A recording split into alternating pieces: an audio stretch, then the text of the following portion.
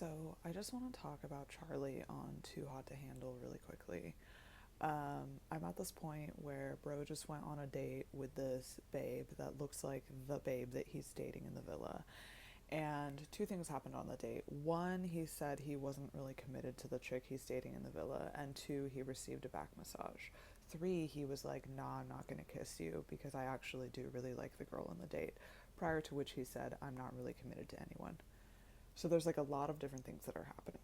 He gets back to the villa. He doesn't tell the girl in the villa that he received a back massage.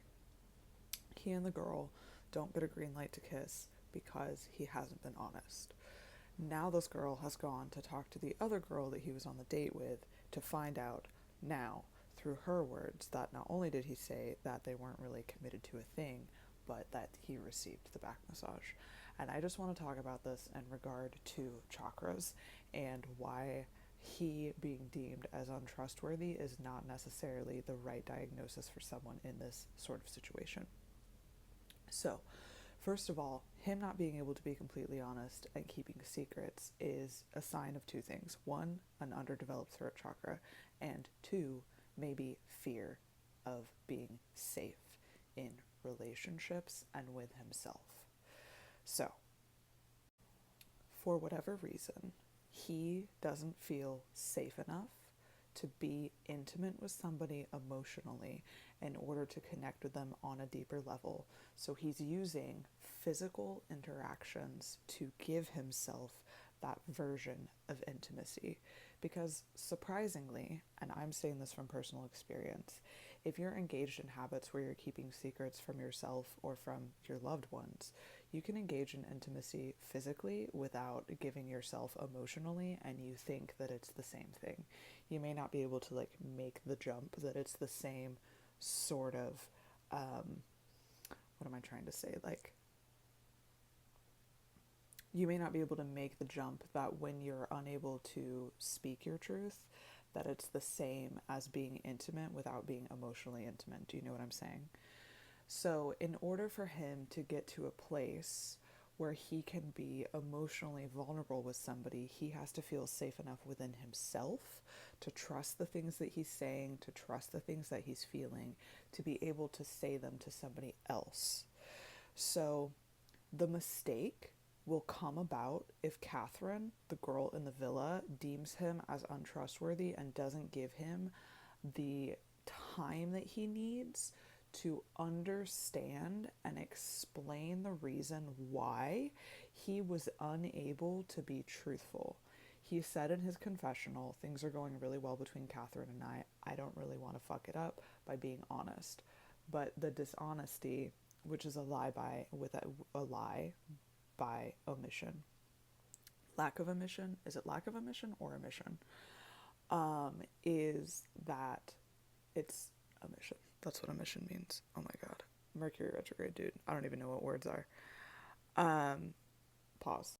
So he already knows that by omitting parts of the truth, he will be able to keep things going well with Catherine. But the dishonesty is causing him guilt, and the dishonesty for Catherine is making him appear to be untrustworthy. And I don't actually think that this guy is untrustworthy.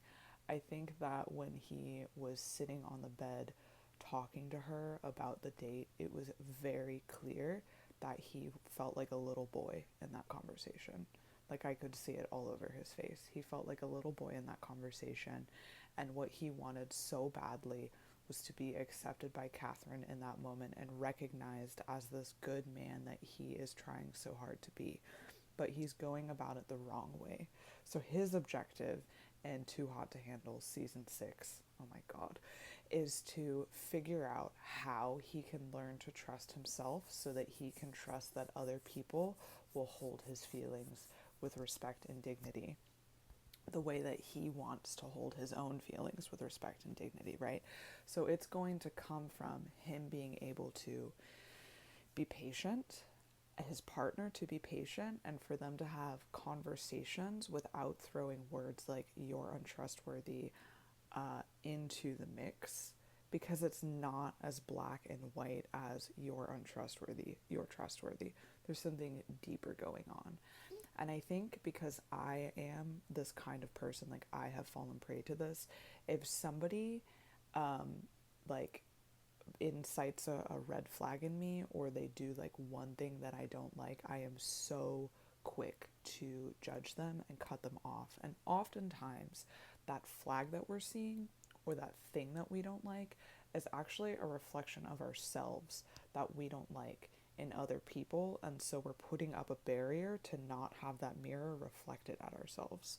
So I'm wondering that about this person's lifetime of relationships, and if he's been engaging with people, or if he had a modeled relationship when he was growing up that showed him that it was dangerous for him to let his guard down and to speak truthfully and to have his emotions fully. It could have happened when he was really young, when he was developing his sacral and solar plexus, or it could have happened in his teenage years when he was developing his throat and heart chakra, and he was trying to figure out how and who to be in relationships. Because even though those two things develop at different times, they're both connected in the way that we share our identities with other people. So there just needs to be some reflection. And my battery's dying and I have to go to work, so like I have to cut off this episode, but like I really hope that these people are able to have a conversation from like this higher vantage point without making judgments so quickly. Because I don't think that saying someone is cheeky, it like excuses the behavior of him coming at the situation as a young child. And like, it's really hard to learn how to have conversations and be an adult as an adult if you don't have other adults helping you model those things.